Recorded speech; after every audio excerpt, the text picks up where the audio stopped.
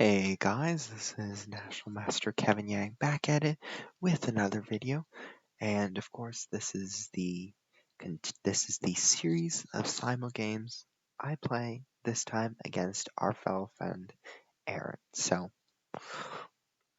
in this game, our chess member was white, I was black. So let's review it. After e4, g6, this is what is called a modern defense. So the bishop comes out, the pawn comes.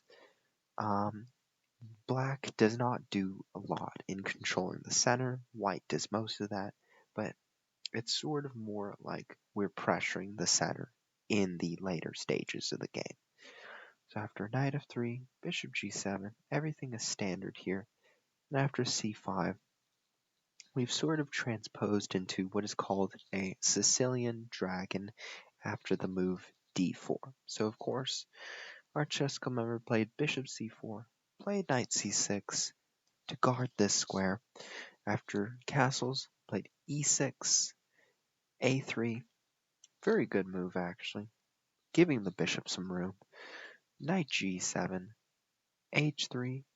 Now at this moment, black has to consider, do I want to play d5? Do I not want to play d5? And the answer is, I'm not going to rush it, right? Because after d3, I can still play d5. But after a6, bishop e3, now this allows something.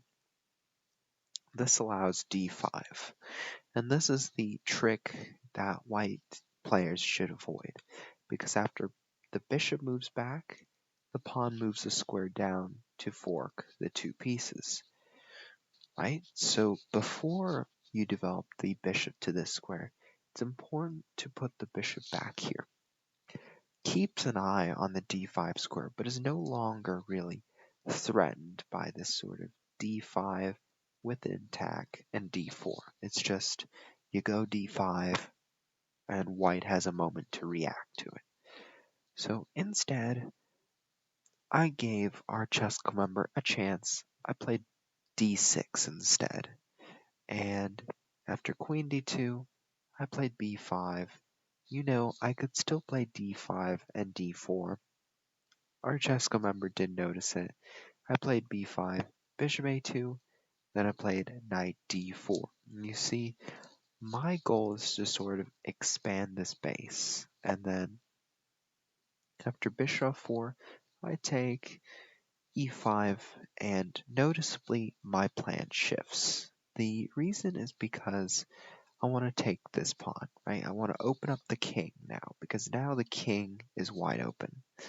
So after bishop g3, I take the pawn, rook e1, I play king h8.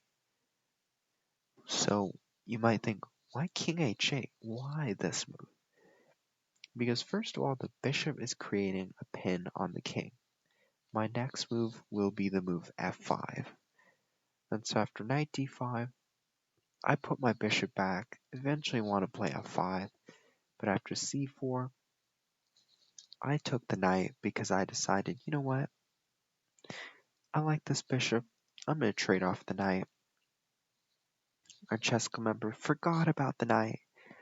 I played knight f4, and things started falling apart from here. After rook b8, eyeing this sort of pawn, king e2, and after taking, rook takes b2, pin on the queen and king, the bishop is defending the rook, so everything is sort of going in my favor. After all is done, the dust is settling, and notice I'm making eventual progress. That this here is sort of foolish, but I just wanted to show how gradually I could sort of grind down our opponent. So of course, let's just focus on what we learned from this game. So in terms of the opening, our chess member did great, except for this move bishop e3, because after this, let's think about it. Bishop e3, d5. Now this is a threat to the bishop, right? So if takes, the other pawn takes it. And there's still this threat of d4 or taking the bishop. So it's going to apply both ways. but our chessco members sort of forgot about it. And then after bishop f4, which allowed the idea of double pawns here, instead white should have played knight h2, played f4, played g4, then sort of expanded on the king side, right? We're talking about that sort of plan, sort of strategic analysis that white needs to do in order to beat the black camp. So that's what I would suggest. G takes gave me the shift in plan, and I said, you know what? We're going to expand on the king side. We did just that, won material on the queen side as well, and by doing so, won the game. So, thank you for listening, and I'll see you next time.